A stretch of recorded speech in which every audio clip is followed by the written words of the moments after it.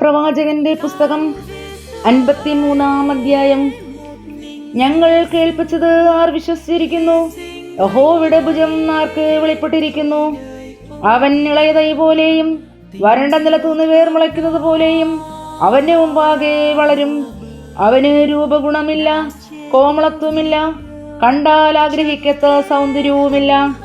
അവൻ മനുഷ്യരാൽ നിന്ദിക്കപ്പെട്ടും ത്യജിക്കപ്പെട്ടും വ്യസനപാത്രമായും രോഗം ശീലിച്ചവനായും ഇരുന്നു. അവനെ കാണുന്നവരൊക്കെ മുഖം മറച്ചു കളയത്തക്കവണ്ണം അവൻ നിന്ദിതനായിരുന്നു. നാം അവനെ ആദരിച്ചതുമില്ല. സാക്ഷാൽ നമ്മുടെ രോഗങ്ങളെ അവൻ വഹിച്ചു, നമ്മുടെ വേദനകളെ അവൻ ചുമന്നു.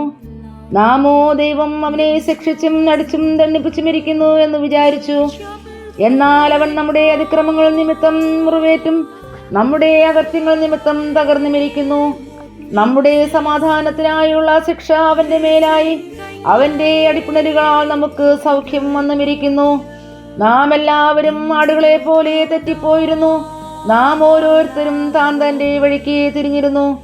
എന്നാൽ യഹോവ നമ്മുടെ എല്ലാവരുടെയും അകൃത്യം അവന്റെ മേൽ ചുമത്തി. തന്നെത്താൻ താഴ്ത്തി വായു തുറക്കാതെ ഇരുന്നിട്ടും അവൻ പീഡിപ്പിക്കപ്പെട്ടു.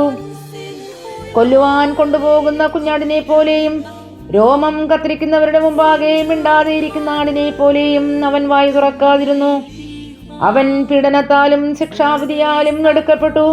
ജീവനുള്ളവരുടെ ദേശത്തുനിന്ന് അവൻ ഛേദിക്കപ്പെട്ടു എന്നും എന്റെ ജനത്തിന്റെ അതിക്രമ നിമിത്തം അവന് ദണ്ഡനം വന്നു എന്നും അവന്റെ തലമുറയിൽ ആർ വിചാരിച്ചു? അവൻ സാഹസമൊന്നും ചെയ്യാതെയും അവന്റെ വായിൽ വഞ്ചനയൊന്നുമില്ലാതെയും ഇരുന്നിട്ടും അവർ അവന് ദുഷ്ടന്മാരോടുകൂടെ ശവക്കുഴി കൊടുത്തു. അവന്റെ ഭരണത്തിൽ അവൻ സമ്പന്നന്മാരോടുകൂടെ ആയിരുന്നു. എന്നാൽ അവനെ തകർത്ത് കളവാൻ യഹോവയ്ക്ക് ഇഷ്ടം തോന്നി. അവൻ അവന് കഷ്ടം വരുത്തി. അവന്റെ പ്രാണൻ ഒരു അകൃത്യയാഗമായി തീർന്നിട്ട് അവൻ സന്തതിയെ കാണുകയും ദീർഘായുസ് പ്രാപിക്കുകയും യഹോവയുടെ ഇഷ്ടം അവന്റെ കയ്യാൽ സാധിക്കുകയും ചെയ്യും. അവൻ തന്റെ പ്രയത്നഫലം കൊണ്ട് തൃപ്തനാകും. നീതിമാനായ എന്റെ ദാസൻ തന്റെ പരിജ്ഞാനം കൊണ്ട് പലരെ നീതീകരിക്കും. അവരുടെ അകൃത്യങ്ങളെ അവൻ വഹിക്കും. അതുകൊണ്ട് ഞാൻ അവന് മഹാന്മാരോടുകൂടെ ഓഹരി കൊടുക്കും, ബലവാന്മാരോടുകൂടെ അവൻ കൊള്ള പങ്കിടും. അവൻ തന്റെ പ്രാണനെ മരണത്തിനൊഴുക്കിക്കളയുകയും അനേകരുടെ പാപം വഹിച്ചും അതിക്രമക്കാർക്ക് വേണ്ടി ഇടനിന്നും കൊണ്ട് അതിക്രമക്കാരോടുകൂടെ എണ്ണപ്പെടുകയും ചെയ്യുകയാൽ തന്നെ.